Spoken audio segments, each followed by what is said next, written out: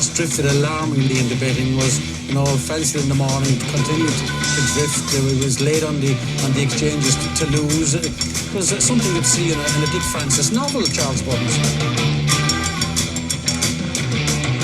The ground is soft. It's heavy. It's soft on times. It's heavy. Okay. Hello and a big warm welcome to the Bastard's Inquiry, Sunday sermon time, that time of week where we talk utter nonsense for around an hour and hopefully less than that to avoid bleeding your ears to death. It's myself, John and Chris on the show tonight, as usual. Good evening, gentlemen. Good evening. Hello, everyone.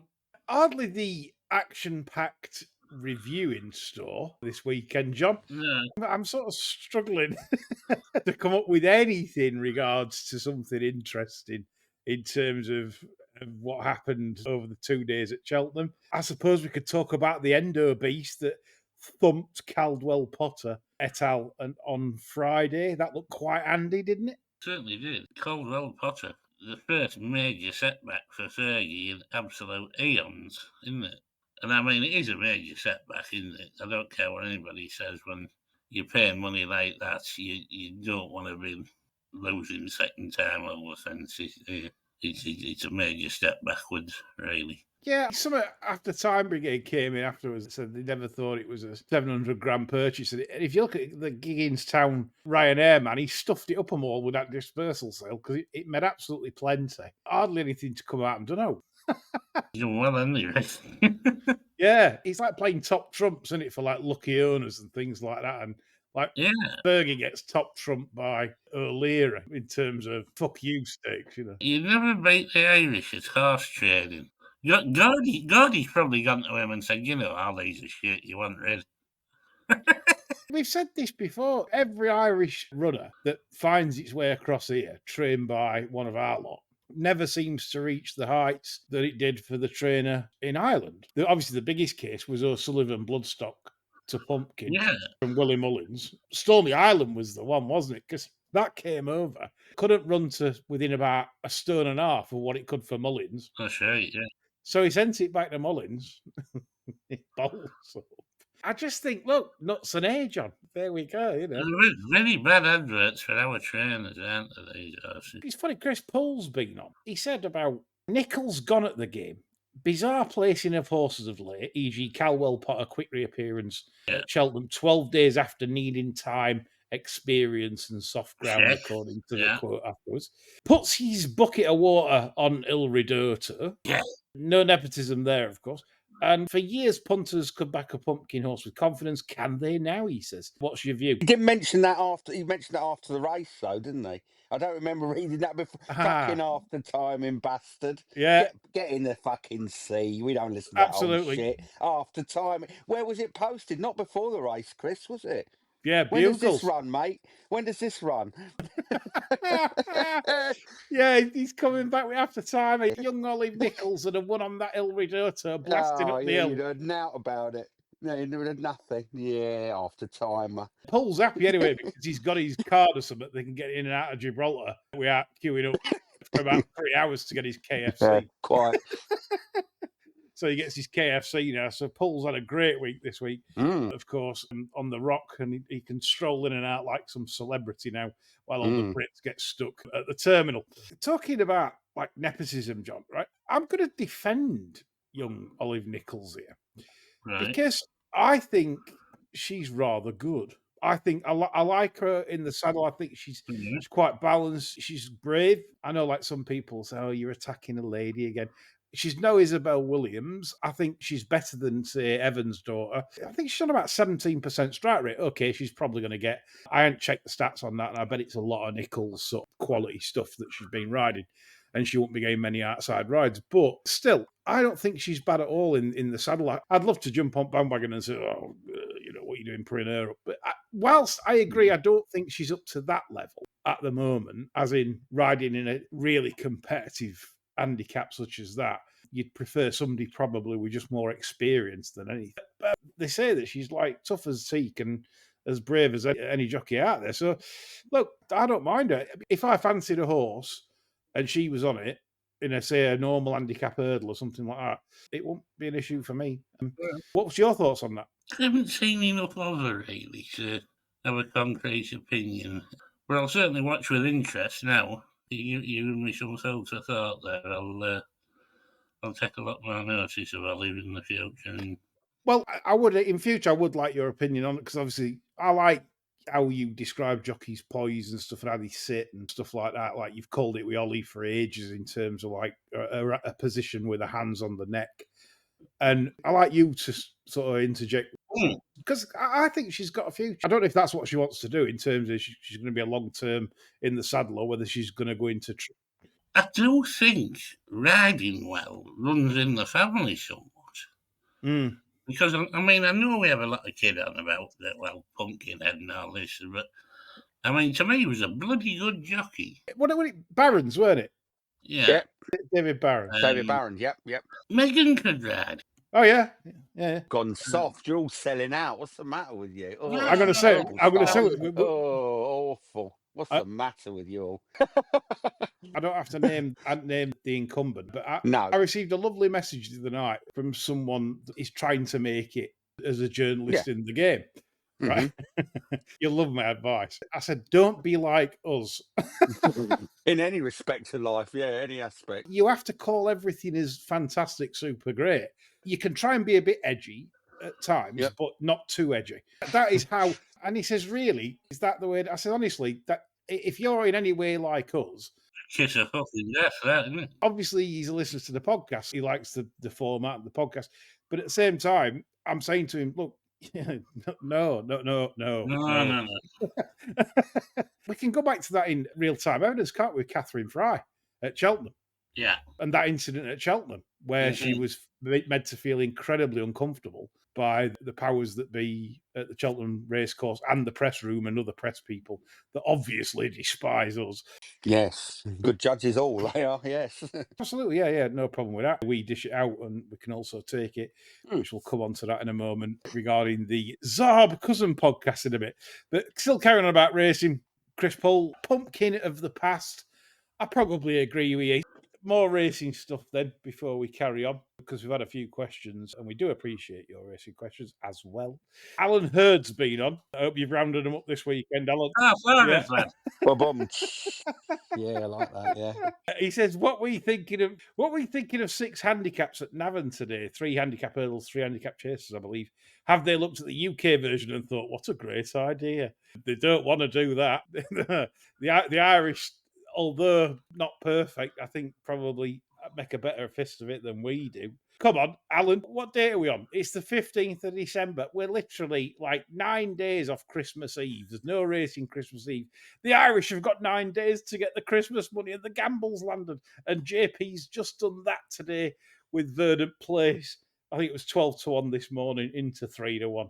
6-1 in general this morning after the 12s went. So they've had it right off at Martinstown. Yeah, good on him. He needs the money, I hear. Yeah, he needs a few quid. You can never have enough, Chris. You can't. It's true. You can't.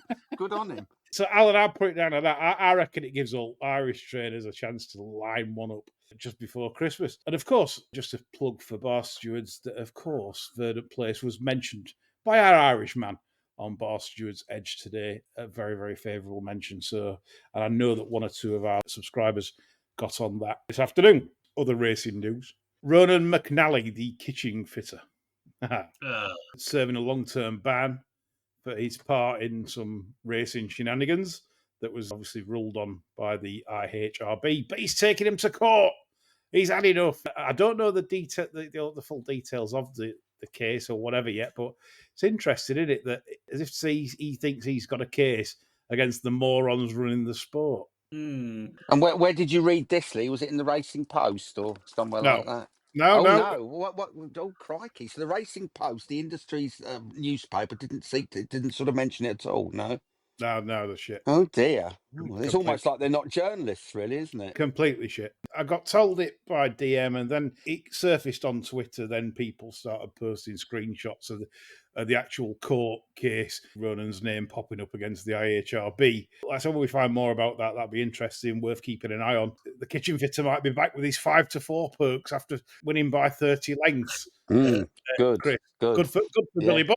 Yeah, Yeah, 50 on chances, aren't they? They're the odds just to stand up and remain breathing. They've got that much. They're the better So, yeah, ones, brilliant. aren't they? When the any price is a good price. Yeah, totally. Yeah. Absolutely. That you can't price those. You couldn't price them, could you? No, That's the thing when they're off. I mean, what are they? They're the price, whatever, to remain alive for the duration of the race. That's it. Pretty much well summed up now. I think he's gambled. I did some stats on him when they were like gambled into like proper short, like 2-1 or less. I think you were like 60 or 70%. Yeah, lethal. Absolutely lethal. Yeah, I mean, it's brilliant. I mean, strike rate was incredible when the dough was down. It wasn't just good; it was phenomenal, wasn't it? Corking. So Ronan, he's trying to get back in the game. Other news: Tipstar final on Racing TV the other day. Did you catch any of that, Chris and John? No, not live. I did see sort of excerpts from it post fact, but not whilst it was happening. No. John, did you catch it? I didn't actually catch any of it, much to my disappointment. It's your obvious chagrin, yes. Yeah. Okay, I did a little bit, Go on. and congratulations to the joint winner because he follows the bar Yes. stewards, John Firkin. Congratulations for following the bar stewards as well, But the other joint winner, and it was a strange one, a dead he, John, right? Mhm. And the other one was a woman. There's nothing wrong with that. I'm not saying. There we It's a go. bit sexist there, isn't it? But I'm just right. I'll get onto it because I do sound bad for that. But she owns horses. She rides horses, and her son's a jockey, Mhm. right? Yeah. She did speak well, fair enough, and I did like. You'd hope so, wouldn't you? You'd Yeah, hope so with that kind of breeding. But she's not on Twitter or anything like No. that. Have they just stuck her in, like, because they want to give her a job? Not having seen any of the competition, I think a bit useless commenting on this, to be honest. But I mean, it's a long contest, isn't it? This it runs over several weeks. They have to do a screening. Then there's like they do it in rounds, don't they? Like knockouts Yeah. and. Well, one thing I do find absolutely ridiculous is that they can't split the toe at the top. Yeah, that was crap. I thought. I mean, crikey, come on. There's going to be a winner, surely, but no. Is it typical in racing that you've got the other 5 finalists were like, I'm not saying blogger wannabes or anything like that, but Blogger wannabes. They're busted to be on the either the TV or be a racing journal, podcasts, big paid podcasts, etc., etc. Like us, rich out of the podcast game, we've skinned, haven't we? Making so much fucking dough for those clicks and likes. Wherever you look at these days, they're looking to bring more diversity, aren't they? I mean, you look at Strictly last night. I mean, we've had an arm missing, a leg missing. Can't say. Next year's odds on favourite for Strictly is a head in a jar. Yeah, it's the brain of Morbius from Doctor Who. Yeah, like on a trolley, and they sort of pull the trolley around. Yeah, exactly right. Yeah, whirling trolley round. It's like the casualty list of the Somme, wasn't it? You know, that's what it is. So many fucking limbs missing. Yes. Yeah. But listen, it's all diversity now, isn't it? That's what we got to. Yeah, we're a big LGBT plus sticker on the jar. Minor attracted paraplegics will be next, won't they? That'll be the next diverse. Yeah, listen to that, Apple. Yeah. Final bit on horse racing then, before we move on to other subject. Boxing Day, John put it out there. What's the old Boxing Day now, or something over Christmas to get float your boat? Rap podcast been on, and he said Boxing Day rarely gets a thought until the decks are out, but he likes Banbridge for the King George. I must admit, Pete Butler, that shit very well at Nace. Nas. I always get. You gave it a good mention, didn't you? Last week, was it? Yeah, was it last week? It's soft ground. It's not at its best. I think the better ground, I think, will suit it. Whether it gets the 3, I don't know. But if it's going to get 3, it'll be at Kempton. He said, like us, Johnny was impressed by Django Bay on Friday. That'll probably turn up in Kauto Star, you think, if it's come out of that race all right. So what I thought I'd do, I thought I'd give a bet. It's in the King George as well. I'm very keen now they've declared it to run on what we said last year, Ile Francais at double figures. Really? Yeah. Really? Why? Isn't it a bust, that horse? No? Do you not think it's a bust? Explain your reasonings for our listener. Of course. And Please. everyone deserves to know the reasons because obviously it's Please. pulled up last time. Right? Right. Yeah. This horse has bombed out 3 times in its career. At Auteuil back on the 26th of March 23, give it a break, come back and won easily the next time. Bombed out, got beat 55 lengths at Auteuil, 6th of April 24, went 3-10, and then came out next time and pissed up. And last time out, bombed out. So every time it's bombed out, it's come back and pissed up. So my point is, it's possibly got issues, but I think people are being very harsh on this horse. It's 9 from 15, 3 seconds under rules. It has bombed out, but when you consider that last year, and this is why I said it was such a good bet for King George, it ran 4 seconds quicker than the King George on the same day. 4 seconds. That is 20 lengths faster. So when people crab the form and say, well, it's only Hermes, Alain, look, with the way it did it, it just absolutely rattled them. And its jumping was sublime.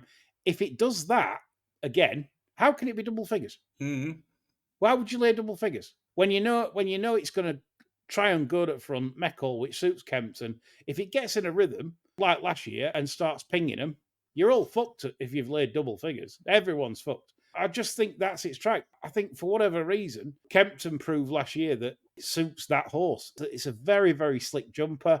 John, another thing, how many times has it had the chance to jump out a better ground? It's running on bogs all the time in France. That's the thing, isn't it? Yeah, that's the only time it's run on good ground. So say we were pouring it up last year at 3s, and all right, and now what we're getting now, 10, I think you get some 10s. You might get 12s. Yeah, it's a bit 12. I've just taken the 10, so you can all fuck yourselves. nothing left now for any of you. No evens. My £5 win. Yeah. At the price, because it's going to cut up. That's the thing. You look at the race now and you think, oh, yeah, it's quite a warmish race, that or whatever, but it will cut up. You're not going to get them all running, and I just think this will be a lot shorter on the day because it's confirmed as a runner.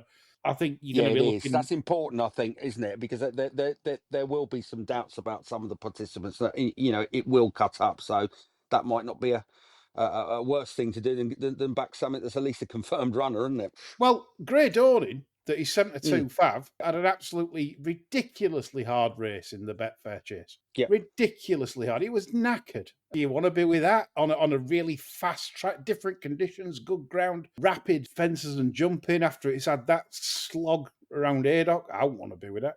So, look, it is what it is. And I think that's Rick. So, John, are you in agreement or not, or a bit lukewarm? I'm just trending where I can get on it, trends. So there you go. Late. It's all gone. Nothing left for any of you. See, it's all your fuckers' fault. We don't get a sponsorship. We have to take your prices. We're giving you advice, and we're taking your prices. Yes, we're eating your lunch. Yeah. Unfortunately for me, I can get nothing on as usual. I have to sit and suffer. Right, we move on from the old racing on to what we did this week, which was something a little bit different.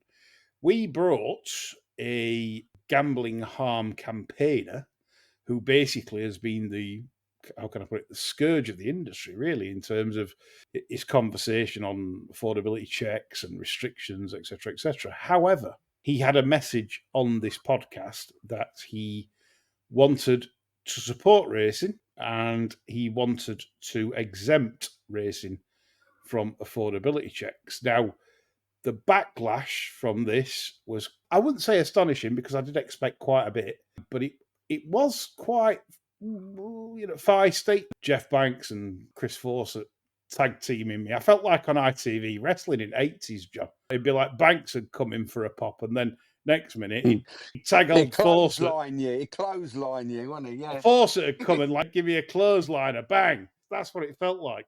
But look, obviously I've done plenty of talking on this and on Twitter and obviously talking to people who obviously speak up against Mr. Zarb Cousin. Listen, I don't disagree with a lot of the points. You know our stance on this podcast. It has always been no affordability checks at all for any sport, freedom of choice, etc., etc. However, when it comes to saving racing, and we've probably got no other option or choice, I felt it was right to listen what Matt Zarb Cousin had to say. John and Chris, I've not heard you both publicly on this, so who wants to go first and offer their take on Go that? on, Chris. I'll let you go first because I've got a Well, I fair bit. mean, I think it's curiously. I mean, I agree with everybody in it, and I can see everybody's reaction. But the reality is, you know, whatever you say over the last few years, you know, angry blogs and TikTok videos and petitions and online activity has had zero effect on changing the direction of travel, right? Has had no effect. And what often people online forget, and we're as guilty as anybody, is that you preach to the choir. We're preaching to our own community. So we always labour under the misapprehension that everybody in the whole wide world agrees with us. But social media is by definition an echo chamber, right? And it isn't always reflective of the views in the wider world.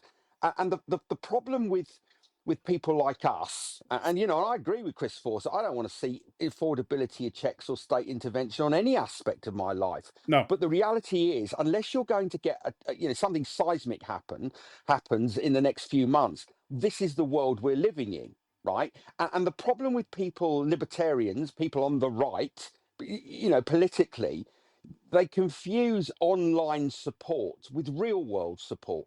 And what the likes of Matt and the antis are very good at is translating online support into real world support. And I think the point you were trying to make is that, you know, look, he is an unlikely bedfellow, and you know, you can legitimately question his motives. You know, what his motives are, I don't know. I mean, and we are not odds on in any way, shape, or form to be successful.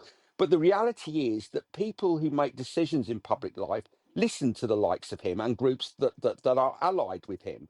And so, you know, I think the right, the libertarians, haven't managed to bridge the gap between online outrage and real world activity. And one thing that Matt has proved, that he's very good at building alliances in the real world and getting the ear of people who make the decisions.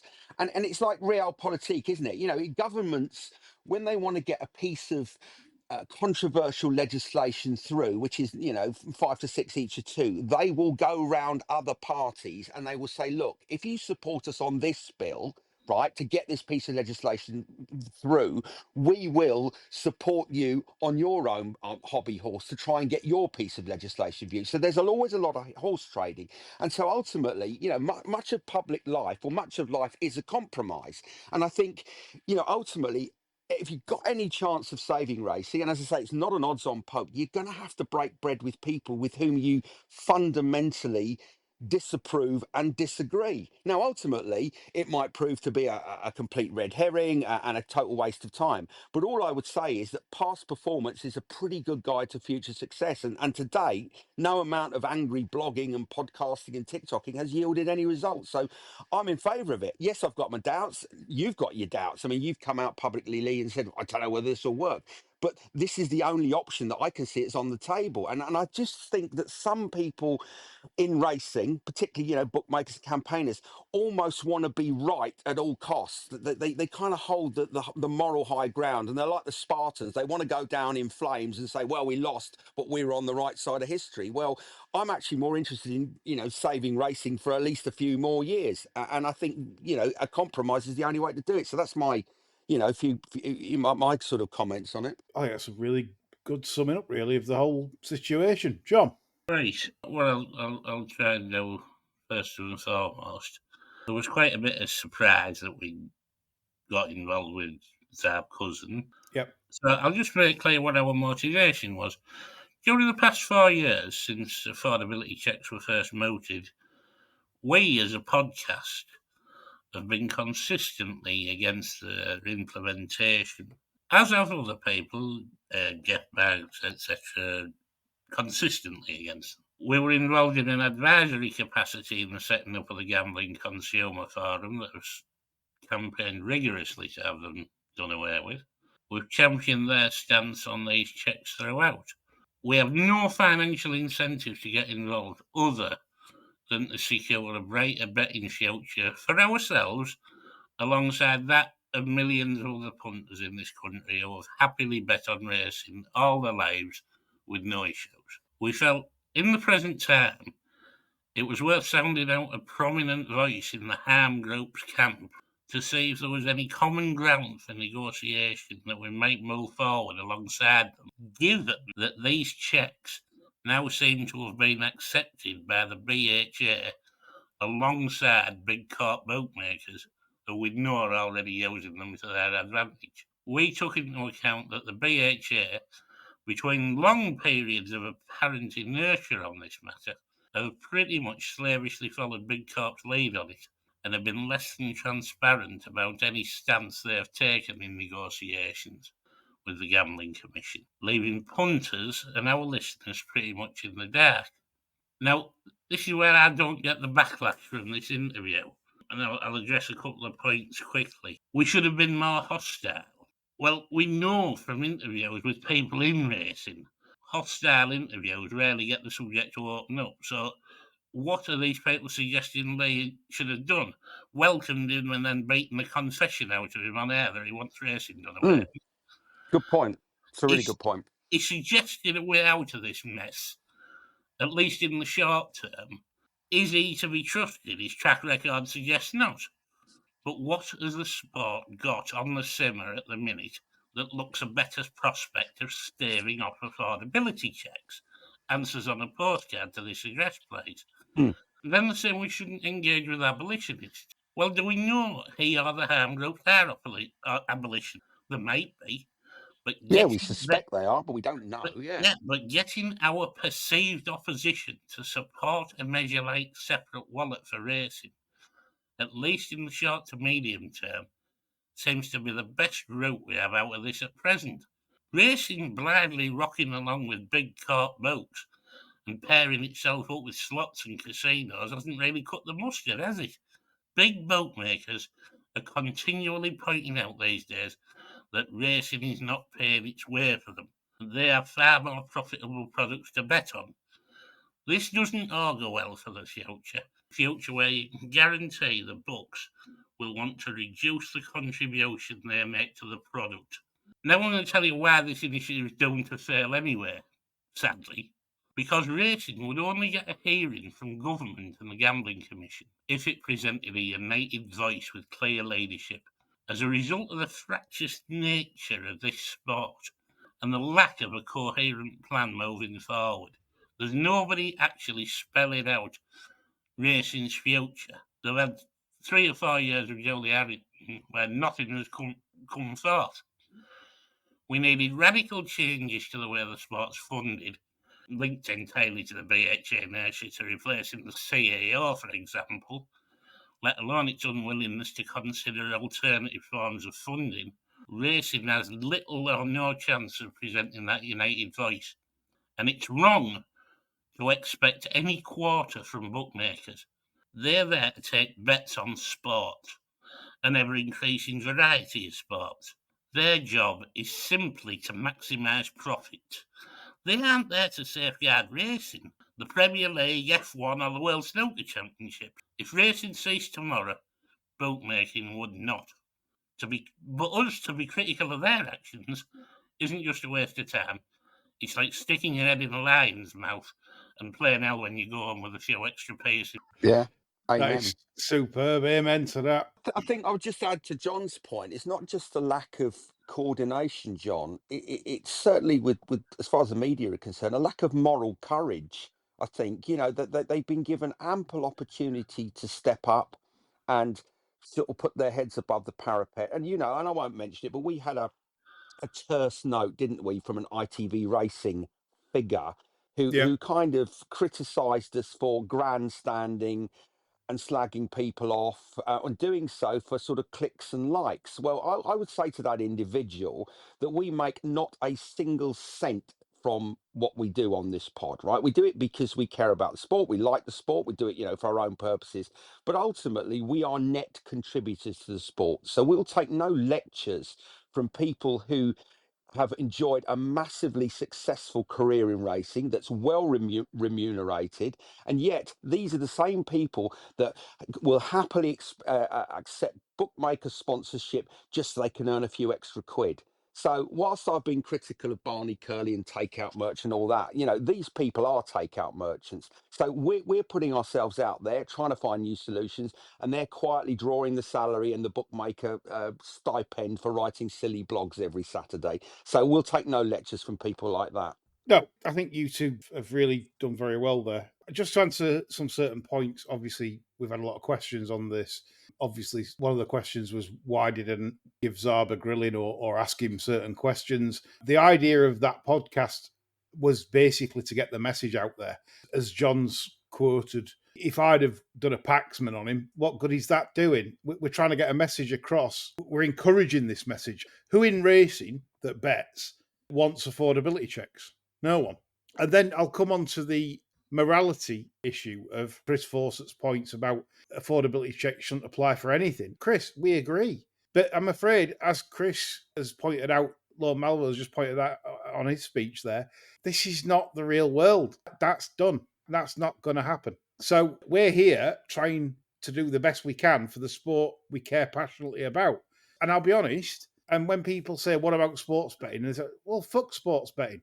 If someone wants to campaign for football and cricket betting and everything else, do it. Waste your time and energy like we do, trying to do something. It's a long shot, but might work. That's the disappointing thing about all this feedback. It's all a character assassination. And I get it. I mean, Zarb has got plenty of baggage towards this industry. I'm not hiding that. I'm not sticking up for him in that respect or anything, or defending him. And do you know what makes me mad? Other people have said, oh, why are you giving these people airtime? The very same people that said years ago, why don't the harm groups sit down and talk to racing? Precisely, exactly right. Now, look, people in life pivot for all kinds of reasons. They pivot, you know, for out of self-interest, okay, which we can't possibly determine why he's pivoted.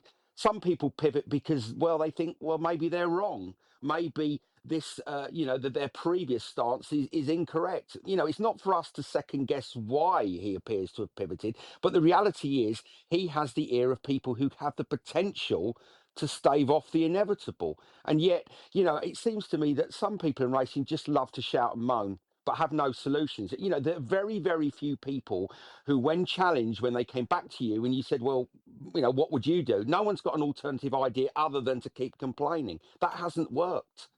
It's the fallacy of sunk costs, isn't it? You know, I've spent my last 2 years doing this. I don't want to stop now in case I'm proved right. So they'll plough on regardless. Whereas in reality, you're better off just bailing out and trying something else. You're right. On numerous occasions this last week, I've been asked, what's the plans then? All right, let's say racing gets an exemption from affordability checks. What's to stop the harm groups coming back when they can? Nothing. Nothing can stop them. Well, there is. But we have actually a plan for that. Do you know what? Yeah. I was going to discuss it on here, but I'm not going to. Do you know why? Because when people are more receptive towards the plan or the initial plan, I will basically reveal all what ideas I have. And they're my ideas, not Zarb's ideas. If people were more receptive for it to happen, I'd be willing to share those ideas and basically... Yeah, that's a good point. Yeah. Why should I tell you now for everyone then just pick that apart and rubbish that? You're right, Lee, but my point was, yes, you're right. You have a plan in place to try and mitigate that risk. But the reality is, you know, the risk of doing nothing different is going to result in one guaranteed outcome, and that's the demise of betting on horses as we know it. You know, you've said this isn't an odds-on poke. This isn't guaranteed to work or indeed have any effect whatsoever. But the fact that the Racing Post and Racing's media have not one of them has commented on this. You know, our supporters have commented on it. People who disagree with us have commented on it. But where are the media figures who are picking up on this? Where are the trainers? Where are the journalists? Where are the big names? Nobody. They're all sitting waiting to be told what to do by somebody else. Because it's really disappointing. Well, that's it. I mean, we said the other day that all racing people, and that's everybody, including us, I suppose, to a degree. Correct. Yeah. If we were all cakes, we'd eat ourselves. And totally. That's exactly it in terms of racing media is exactly that. Not one of them have retweeted, liked, even contacted me privately, other than a message I've seen from someone else that has, like you said, from an ITV presenter that slagged us off Summit Chronic. And you think, fuck you. Just fuck you. You're still trying to collect your money. How dare you? Yeah, Yeah. how dare you criticise people who are doing this for Yeah. nothing? Well, Like for nothing, without any kind of editorial Yeah. control, or we're not worrying about whatever paycheck the racing may give us. And these are the still people, and I would recommend people go to Samuel the Cat's feed, and he did a quick Google search of all the big names in racing media who are and their bookmaker sponsorship, and your eyes will fall out of your head. Yep. Literally everybody has some kind of deal. John, it'll end up being commentators for slot machines. Well, Yeah. that's so, isn't it? This sport is actually negotiating from a fatally flawed position anyway. Yep. You know my feeling on gross profits tax, but I mean, when this state of affairs was arrived at, the books representatives, Big Corp mainly, would have pointed out that turnover-based levy was flawed because of low margin high rollers and winning punters, that these people were costing them an enormous amount of money and weren't profitable. And they might have brought several case studies to the negotiation, I don't know. Racing's representatives, being somewhat enthralled to Big Corp, then see these people as a problem because Big Corp tells them so. So potential long-term heavy investors in the sport are suddenly seen as a problem. Tell that to any business plan going forward and tell me where it's wrong. Big Corp then say gross profits tax will solve this, and sells the idea to racing that they can engineer more money for the sport by tighter margins, etc. And racing as an entity, it's licking its lips, rubbing its hands, whatever. Racing doesn't consider its followers one bit in this. If you have a gambling commission worth its salt, it would be looking at that as well in the negotiations and looking at the funding model. Those high rollers and low margin losers, racing assumes wrongly that the books, having addressed the problem in racing's eyes, will still accommodate these people without giving a thought to the fact that books have been banning unprofitable accounts for eons. And they continue to do so, which of course diminishes overall liquidity, but maintains and even enhances profitability. But that is racing eschewing followers.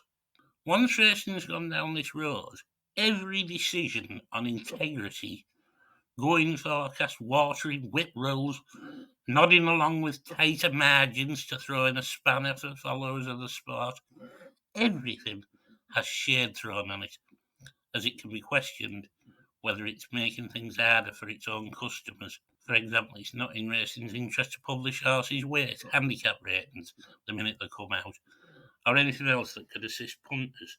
Racing needs, never more than now, to be radical. Change its funding model to something that encourages people to engage with the sport long term and actually bet on it. Zarb Cousin singled out racing. He didn't concede anything on other sports betting for special treatment. Why? When none of the other sports funding is directly linked to its followers losing money. It made me wonder how closely he has actually looked at the funding model, because I can't for the life of me think he would be in favour of this if he looked a bit deeper. You can bet what you like on the Premier League, but if it all stopped tomorrow, the league wouldn't stop. Neither would tennis, snooker, F1, whatever. So is gross profits tax the only reason that racing should have special status? Or is it a stick the Gambling Commission have up the sleeves to it with at a later date? I think we'll get it with it at a later date. Racing rocked along with tighter margins and banning unprofitable customers. That's neither ethical nor long-termism. It's short-termism in the worst degree. The theory being, the more you follow it, the better you get at it. Ipso facto, the better you get at it, the less racing wants you as an active punting follower.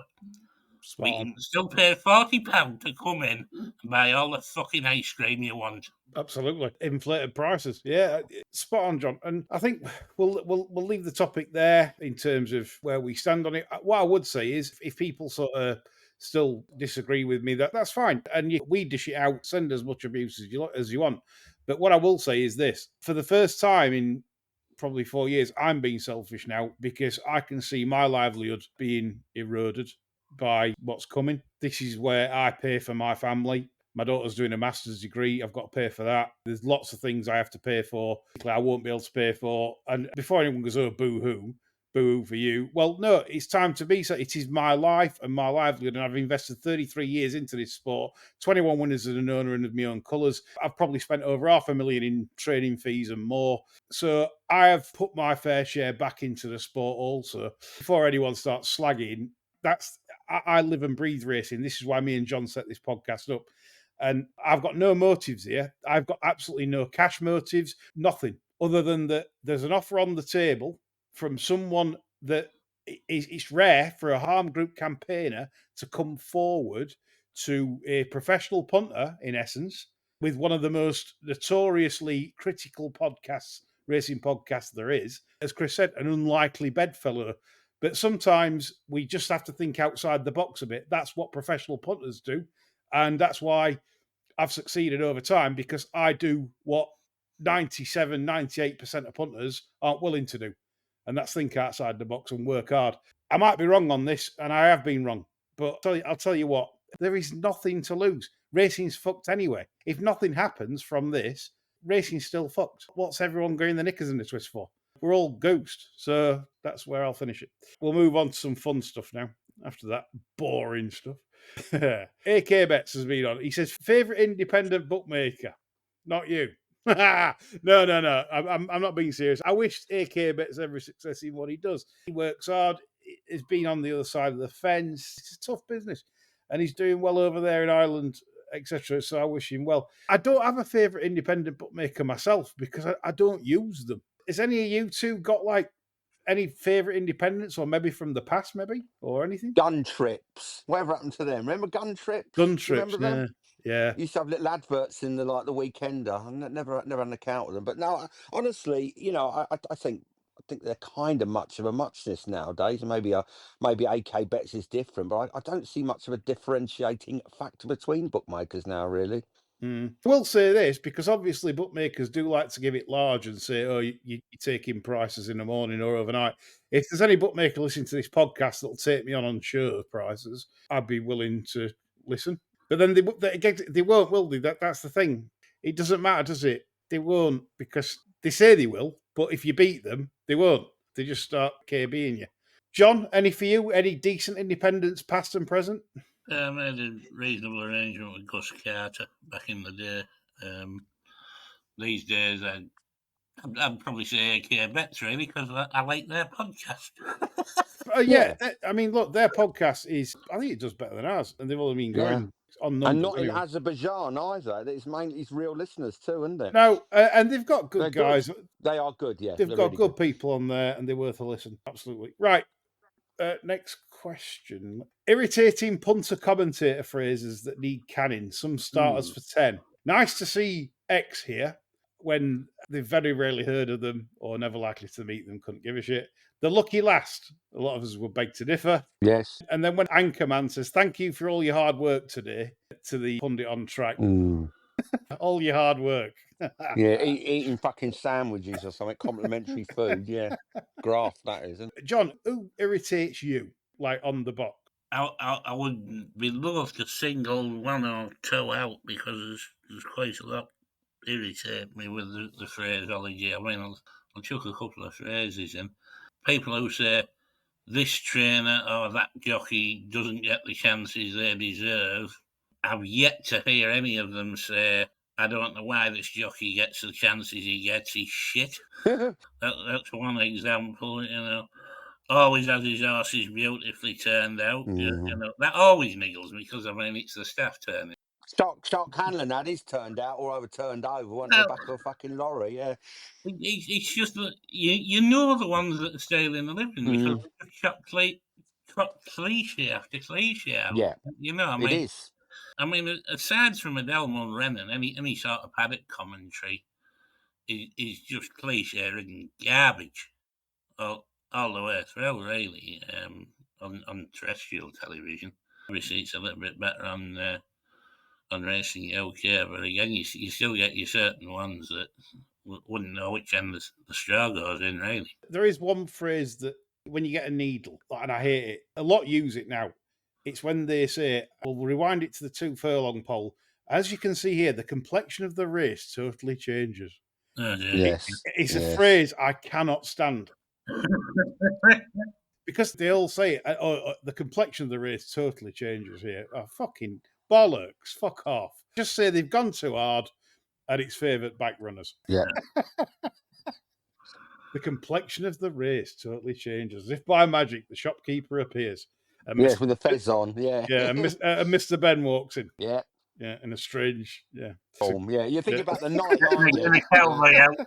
The cowboy in the night and all that. Yeah, it's good. Yeah. It was funny that, Mr. Ben, wasn't it? Because Mm. whatever outfit he put on, he ended up in the right sort of time for, he puts a cowboy outfit on, he ends up in the Wild West, He didn't go work either, did he? Didn't go No, but I any said, work. wouldn't it have been in Wouldn't it He have had the been best better? life ever. It'd have been a better show, though, if he puts a cowboy outfit on and he goes through the curtain and he's in fucking Camelot. Yeah, that would be. I think that would be certainly give more possibilities, shall we say? Imagine telling your wife, "All right, I'm off to work today." You got off in your bowler hat and your umbrella, and then you fuck off. And he just went round the corner and got high, and that's what he imagined. I He think just that's got what it was. Fucked off his nut, and there was a shopkeeper, and he's wearing a fez. Yeah, of course he Went out was, to mate. smoke He's crack. fucking. Yeah, he's monged out of his nut. He really was. Yeah. Some proper 60s, 70s acid. Yeah, he was spicing it, mate. Fucking, he was bollocks. Used to No. drag him home naked. Yeah. Good night, children everywhere. Yeah. We said AK Bets is a good podcast, but you don't get that on AK Bets. Yeah, well, you might do tomorrow. They could be taking notes. You never know. Absolutely. Yeah, expand on Mr. Ben, AK Bets. Yes, please. Seth, I can answer you this one yourself. Who is the biggest twat in racing, etc.? Well, of course. Ooh. Stay tuned next week. We'll have a little vote off on who we think is 2024. A very competitive field. They're It is 25 to 1 the field. I swear to God. It is a competitive field. Of course, we will endeavour to entertain you next week with who enlightened 2024 with absolute bollocks. So tune in for next week's pre-Christmas sermon. It should be good fun, Seth. One more question before we go on to cheese and then Samuel the cat to finish. Cheese, yes. Yes. Who's your favourite gladiator? Michael Verity. I don't remember him in it. Which gladiator was Michael Verity? I don't remember him. Samuel the cat likes Jet. Yes. What a dirty bastard. Yeah. Like, he's picked the nicest looking woman, hasn't he? John, were you a Wolf fan? No, I thought it was an arsehole. Yeah. Actually.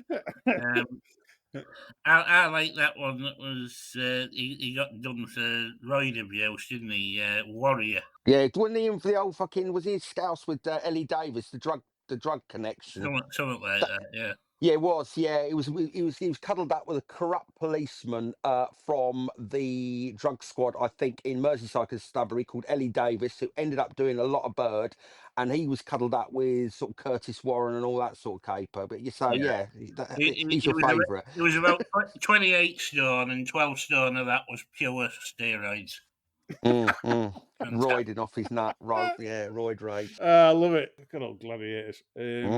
Right. Before we come on to cheese, we need our bar steward's top tip of the week. John really liked the idea. You love the idea, Chris. I'm intrigued by it, and I want to know what our listeners think to it. Right? John's life top tip is a portable bidet. Put that into Amazon, and it's one where it shoves a load of water up your arsehole and cleans your arsehole. You don't like the idea of toilet paper. Well, where'd you get that from? I don't know. I've never said you literally made that up. That's defamatory. What I'm saying, I said that it's a jolly good idea. I never said I don't use toilet paper.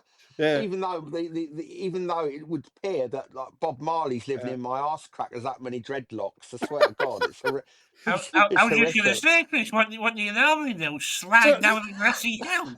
No, I use lavatory toilet tissue. How dare you? Explain to me then. So bidet you. So what do? Wipe your ass first and then spray it with that? No, you don't wipe your ass. You don't wipe your ass? What? No, you must. You must wipe your ass. Get all the shit off. And your ass gets hosed down, doesn't it? Well, how much pressure is this? Oh, it's not like a fucking pressure washer. Do your fucking patio with, is it? Something like that. It's not that sort. Karcher. Is that a Karcher? A big yellow one, yeah. I'm seeing the wider picture here. The male G Go on. spot is in your arsehole.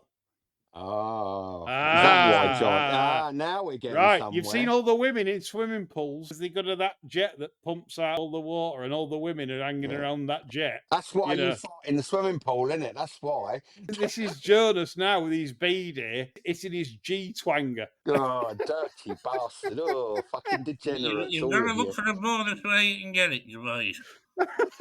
You grab it while you can. Yeah.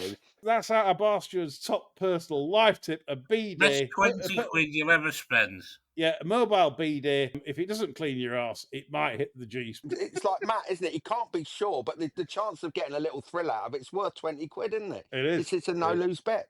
Moving on to cheese. John likes his cheese. He fucking loves his cheese. And we've had comments on cheese. Quite a few, actually. Pete Butler's been on. He says, I can't even pronounce this. I feel embarrassed. It's Epoise.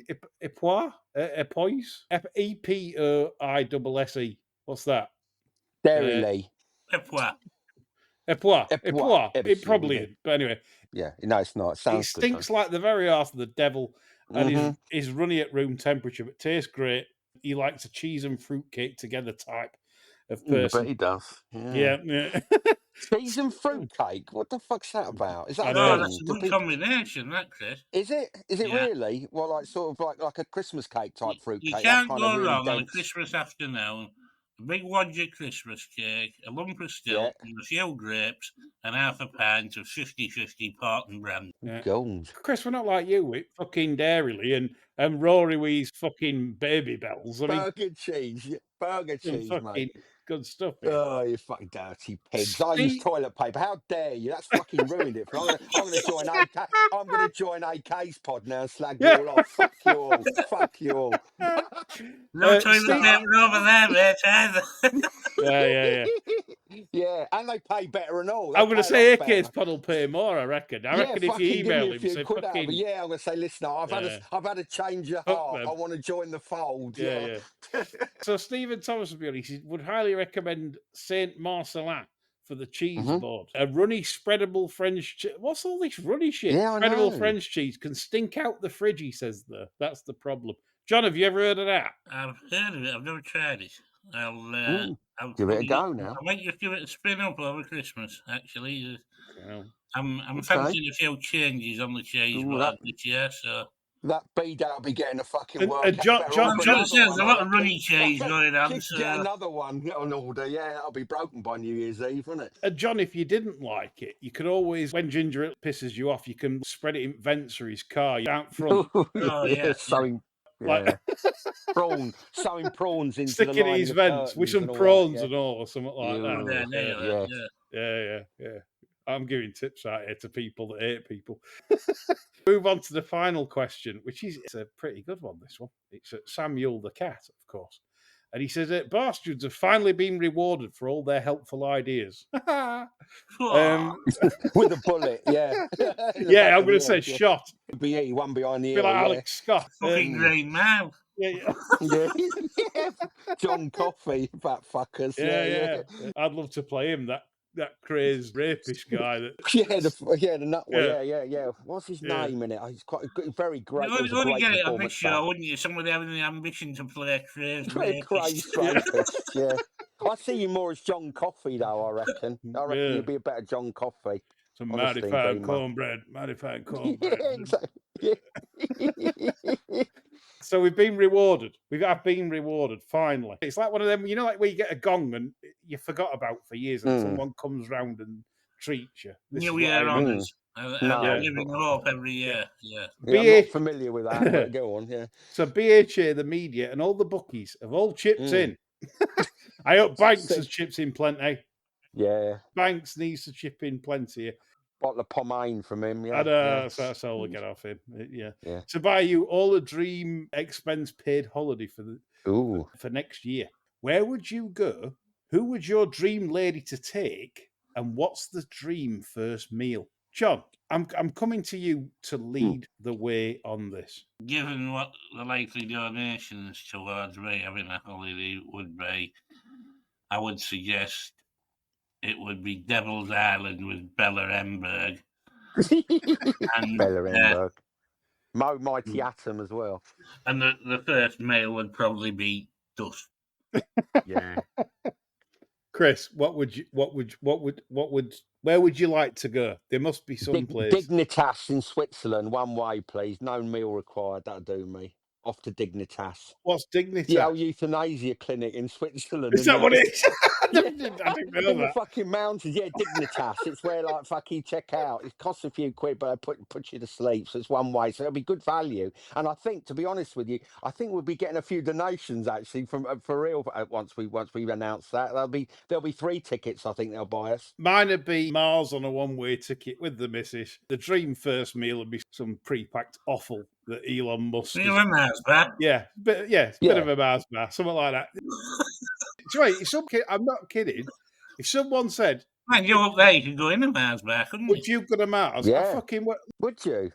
yeah, Yeah, look that's at true. fucking Yeah. idiots down here. Yeah. It's like, I don't want to surround me with them. I'll go with the very best up there. They only take the fucking best up mate. there. Dignitas. Yeah. Step off this mortal coil. That's where we want to be They going. ain't taking idiots to Mars because, I mean, you can't fucking breed.